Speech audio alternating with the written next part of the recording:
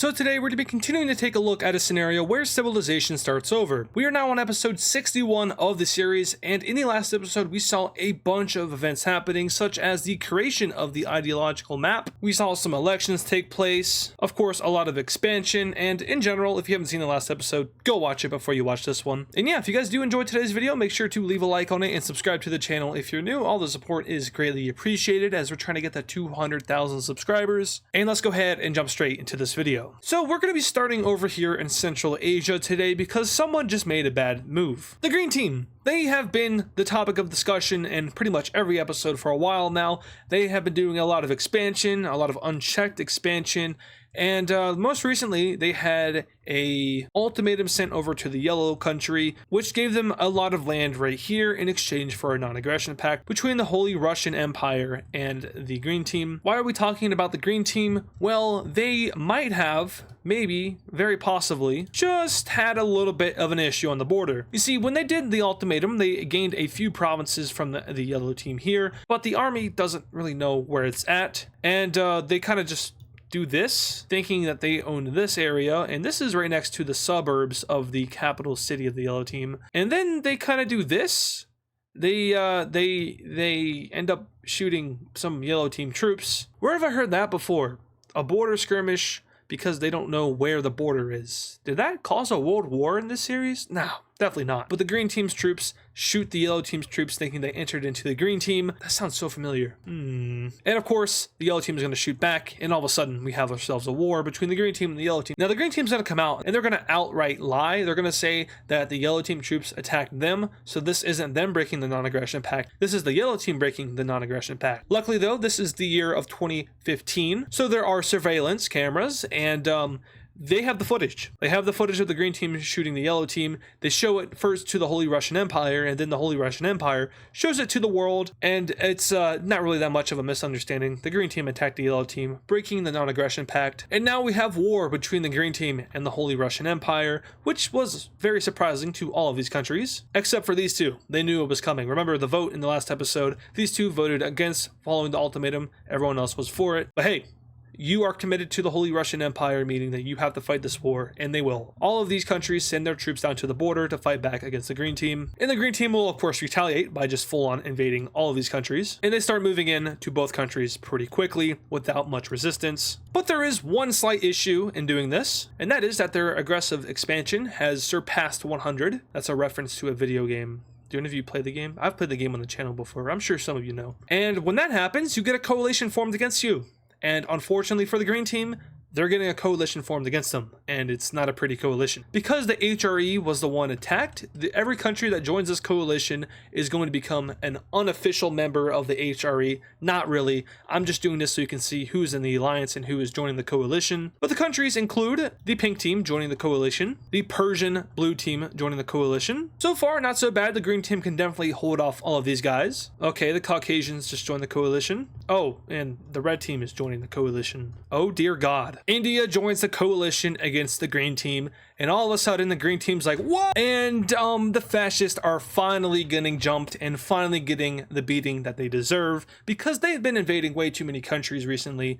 And unlike the Gold Team, who is like geographically isolated and surrounded by allies, the Green Team isn't really surrounded by any allies. They have 0, and they're also geographically next to a bunch of countries that freaking hate them. So when you put 2 and 2 together, and it was bound to happen, but yeah, this isn't going to be pretty. So the Indians will send their troops up into the Persian country, and they will actually have a joint military operation. So what that means is that when you see this isn't just Persia, this is also India invading. And to put it simply, this isn't going to go well for the Green Team at all. They are a top 10 power, but they're fighting against the strongest country in the world, and they're fighting against the HRE, which I said this before, but their combined strength is enough to take out Poland. It's enough to take out the Caucasian country. So when they're all together and formed under one army, it is a formidable force. We can also talk about the Pink Team. They want revenge. Remember, the Green Team fought them off a couple episodes ago, but it's time for revenge. So what is the Green Team's strategy in this big old gangbang? They don't have much of one. They're losing pretty bad to India and Persia in the south. The Red Team, of course, is going to do their thing. There's a lot of nothing over here. I mean, they already took 2 major cities. That's cool, but like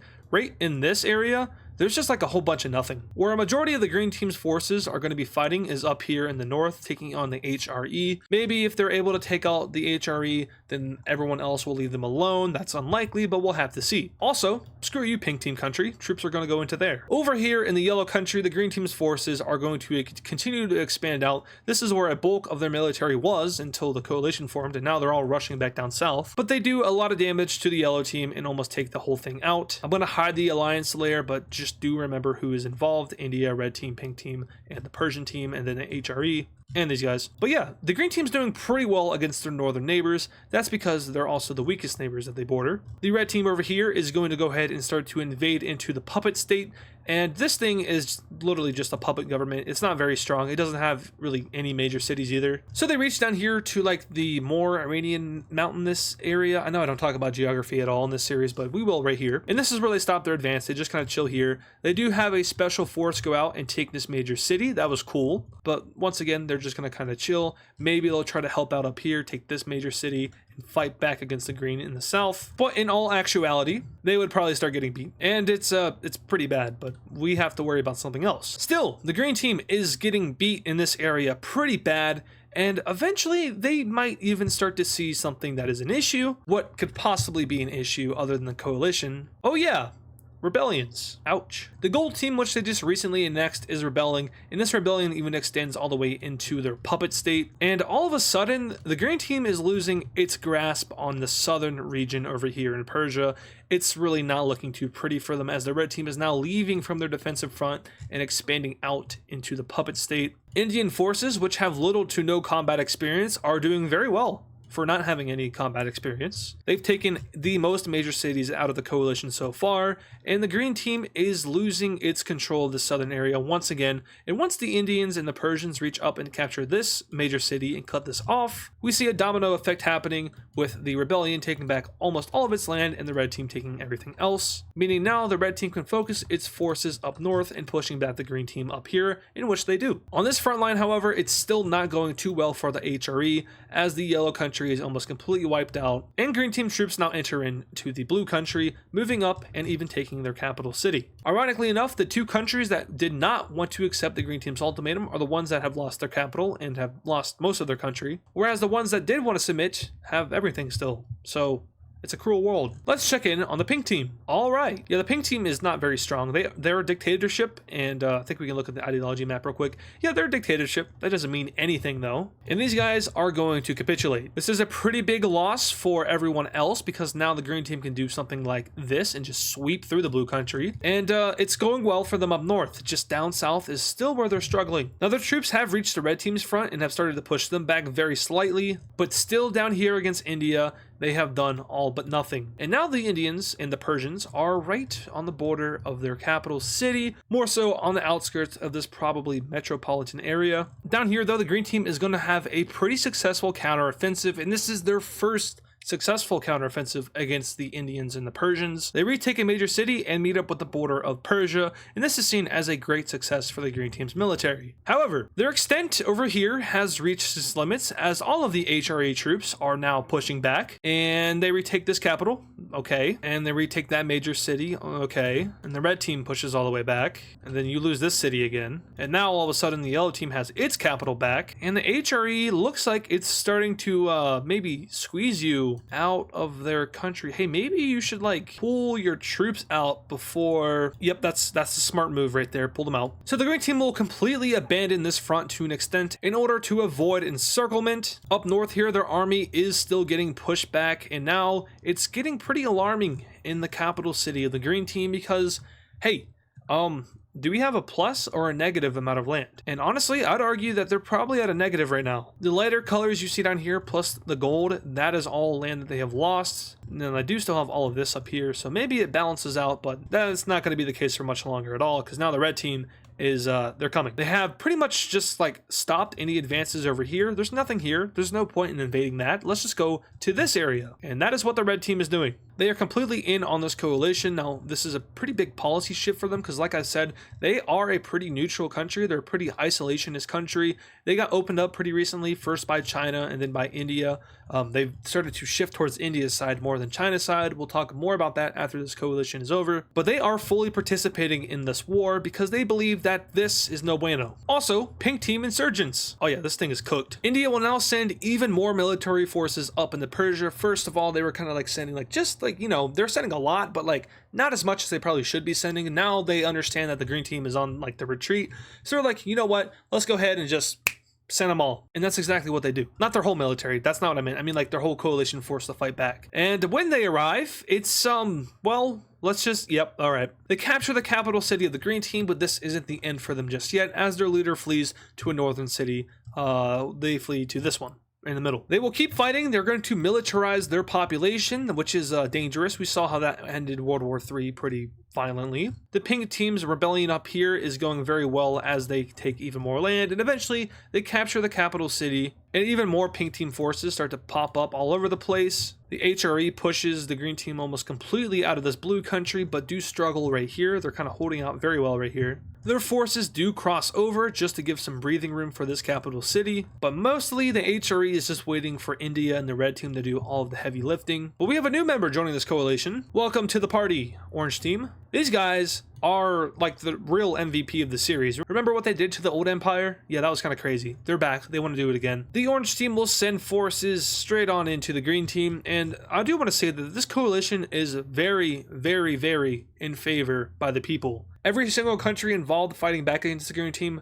is like overwhelmingly supporting this. It is also worth mentioning that all of the countries that are fighting back against the green team are almost all democratic countries, with the exception of the pink team, which had a dictatorship, and the red team, which has its own ideology, which I don't even know how to describe it. It's just like very unique compared to the rest of the world, so I can't really say exactly what it is. Is it a form of democracy? Is it a form of something else? I don't know. I'll leave that up to you guys. Maybe it's whatever you guys think it should be. But the orange team's entrance into this war isn't gonna like shift anything. I mean, they did capture a major city, so good for them. But it's just more troops to throw around, which is gonna help the coalition out no matter what. So at the end of the day, it is a good thing. India and Persia capture even more major cities, and at this point, the strategy has shifted from just, taking a bunch of land to taking a bunch of major cities. Each and every single one of these countries will sprout out and just take this area. The red team will now focus itself on moving upwards over here, so they'll be leaving this to everyone else. Meanwhile, up north, the pink team will completely reconsolidate itself with all of its army groups and recapture 2 of their major cities, that's actually all of them, and push the green team almost completely out of their country over here in the east. Once again though,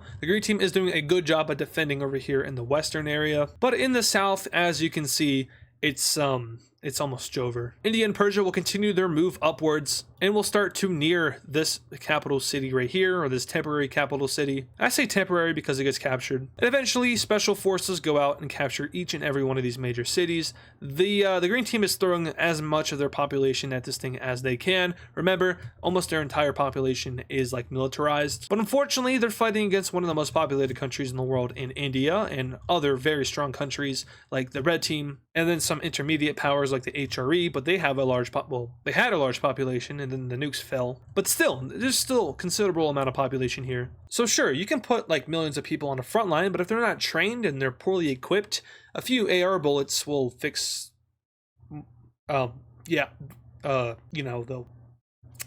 Anyway, at this point, the green team should probably surrender over to the coalition. They are just getting absolutely whooped in this war, but they keep fighting. Eventually, their forces up here completely fall back as both the dark cyan and the yellow countries take back all of their land. And now the HRE is officially on the offensive as they send their troops right on into this thing. They capture a major city here. The pink team gets all of its land back everywhere. The red team has an amazing military operation to take all of this land, even though they didn't want it, but still their army just sweeps through. It's like one of the greatest military operations seen in modern history. They then move out and capture this major city. India full sends its forces eastward and takes out all of this thing. And the last bits of fighting will take place in 2 places, here and here. Goodbye there. and also goodbye here. The green team has lost its coalition war, obviously, and let's see what exactly the terms and conditions of this treaty are, because I have a feeling that the green team might not make it out of this in one piece. They might be in trouble, but we'll have to see. I haven't decided yet. So let's take a look at this peace treaty. And also, you might be wondering,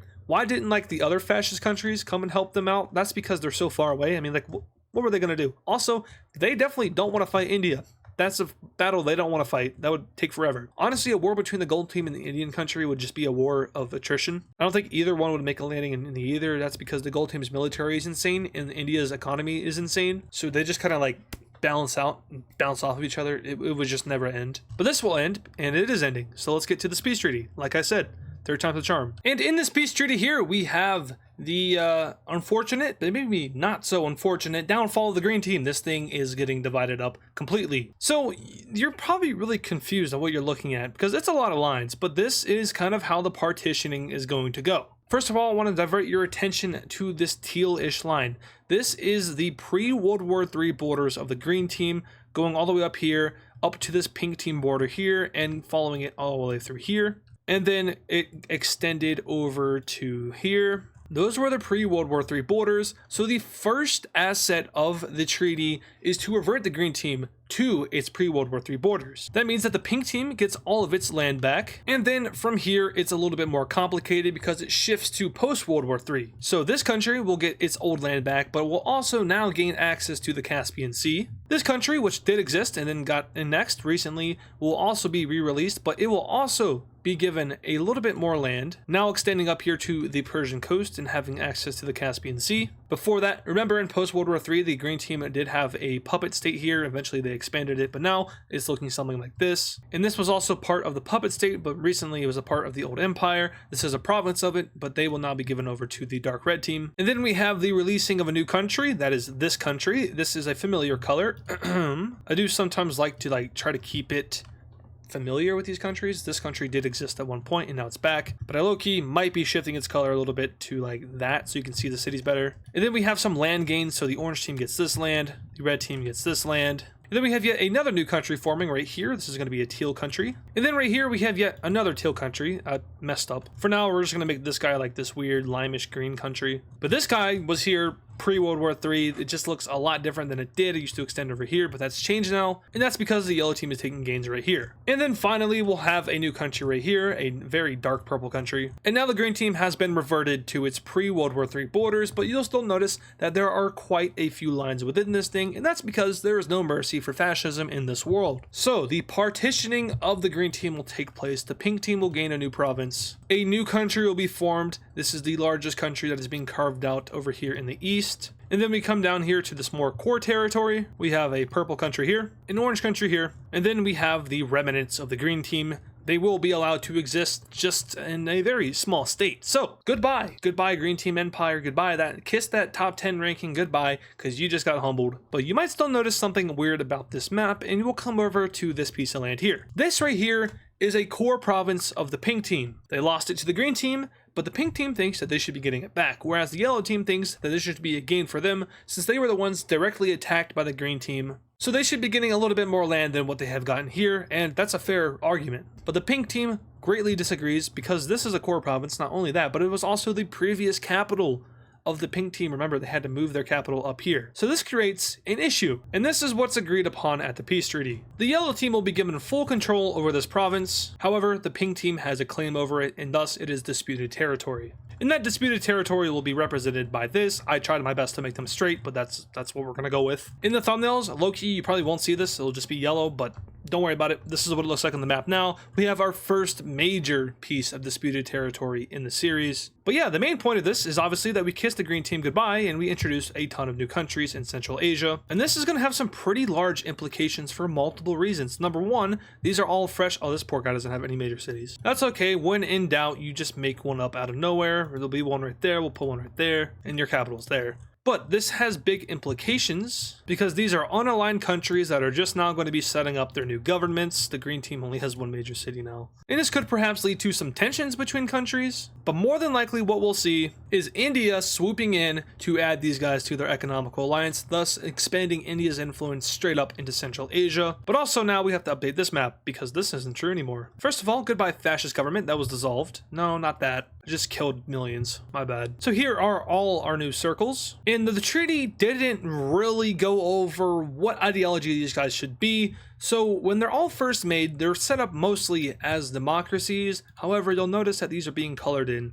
as flawed democracies. And that's because the window is open for these guys to switch it up. Of course, India wants them all to be democratic. Maybe Tibet wants them to be their ideology. But most of the countries involved in this war were democratic. So it makes sense that they do start out as flawed democracies as opposed to anything else. The brown team, however, down here, I will say they are pure democracy. They are just basically restored how they were before the green team invaded them. So no big difference there. But we will have to see in the next episode how exactly these countries shape up. Because like I said, I'm sure a lot of countries want to go ahead and exert their influence and ideology upon this area. This has huge potential. And I'm an hour and 6 minutes into recording and there has been only one event in this video. Isn't that crazy how that works? And I just checked, if anyone was curious, there are now 82 democracies, 31 flawed democracies, and 12 fascist countries in the world. That is a rough estimate. I hope it's correct. I counted them all, but it could be wrong because sometimes my brain does not function correctly. Anyway, with the loss of fascism in Central Asia, the parallelogram alliance is like, dang, that was an avenue for alliance. You know, they could have had a strong member in Central Asia, but unfortunately the green team was just too rogue and they didn't really stop expanding, and that led to this. And they are, by the way, set up with a democracy, but once again, that is a flawed democracy. Hopefully they'll be able to avoid any radical ideology so they don't get stomped again. But the parallelogram alliance, like I said, is feeling hurt from this. So what are they going to do? I know, let's jump one of our own alliance members. That is economical alliance. The gold team and the purple team will declare war on the green team, and the green team's like, whoa, whoa, whoa, whoa. First of all, we were a pure democracy at one point, and then you made us join your alliance, and now we are being flawed, and we're close to, like, you know, switching up. So why are you invading us? And the fascists laugh in their face. There is no such thing as friendliness between fascist nations, that is, unless you're in a military alliance, but economical alliances don't really require anything. You just use my currency, so it's easier for me to invade you. I could spare you guys the details. However, this episode is becoming increasingly long on my part. I don't know how long it is for you guys. I hope it is longer than I think it is, but I won't spare you because you need to see it and I need runtime. So the purple team moves in first, and they are pretty much just like unstoppable. I mean, this green country here, they got nothing going for them. They're weak. They're probably one of the weaker countries in the world. So when the one of the strongest militaries in the world start moving in and their friend starts moving in, it's pretty clear that you are going to lose, and that's what they do. So we can take a look at the division of this country, and oh god, what are these provinces? I don't know what I was smoking when okay, we're gonna change this a little bit. Okay, I think something like this is a little bit more reasonable. Like we'll just make that like into this province. Yeah, I don't know what was going on when I did this, but we'll leave this. Anyway, the peace treaty will look like this, with the purple team actually getting more land than the gold team does, but that's just so the purple team looks like a lot bigger and I guess more ferocious. Yeah, scary fascist. The gold team doesn't get too much land from this, but they're not really looking for land anymore because they are reaching probably their territorial peak. And you'll notice that the green team does still exist, and unfortunately for them, they are no longer a flawed democracy and they are forced upon fascism in their own country. They also are allowed to maintain their status as a member of the dark green team, or I mean the Star Alliance, and they are also forced to become a member of the Parallelogram Alliance. So a lot of things happening for this country here, but our new map looks something like this, more specifically like this without any of the layers. And now for our final event of the video. I really hope this video isn't too short. We come over here to South America, where the Brazilians will be going into the green team. Now, why are Brazilians going into here? There's like nothing here. This is just like the jungle. So what's your reasoning? Resources. Resources. It's always resources, isn't it? Apparently you can justify any war if you just need resources, you know, screw the sovereignty of the other country. But Brazilian special forces will move into this. It is a very chaotic and very gruesome war fighting over here. A lot of guerrilla fighting being fought on the part of the green team. And to make things worse for them, the Peruvians will jump in and be like, yo, we want some land too. And they take over a good portion of the green country while Brazil takes the rest. And it is no more. So let's take a look at this peace treaty. Also ideology, if you were curious, the Peruvian country, they are a dictatorship, and so was the green team. So this was some good old dictatorship on dictatorship war, because remember, all fascist countries are dictatorships. Anyway, let's take a look at the treaty, which will look something like this, with the Peruvian country getting this part of the green country and the Brazilians getting everything else. So that looks like this when it's all said and done. And yeah, that is going to do it for today's episode. So I really hope you guys did enjoy it. I do apologize if it is really short, but if this episode isn't short, then I'm going to look really stupid. I've been recording for an hour and 18 minutes, and I still got a few more weeks of videos to record after this, because once again, this is a pre-recorded series. I think you're seeing this on April 19th, I think, maybe 26th, one of the two. But yeah, once again, thank you guys so much for watching, and I'll catch you guys in the next episode. And of course, thank you to all our super fans. This includes Serminator, Augusto, King Cheese, a Norwegian, RS, Dale Martinez, Australian Geo Guy, America and Canada and UK, Zaylance, Lazo Does Nothing, Rizioy, Laser Taze, Nevada Garbage Trucks, Pablo Sigma Cat, Death Strider X, Hammer Toad 45, CTG on YT, and DW Cool Dude. Once again, thank you guys.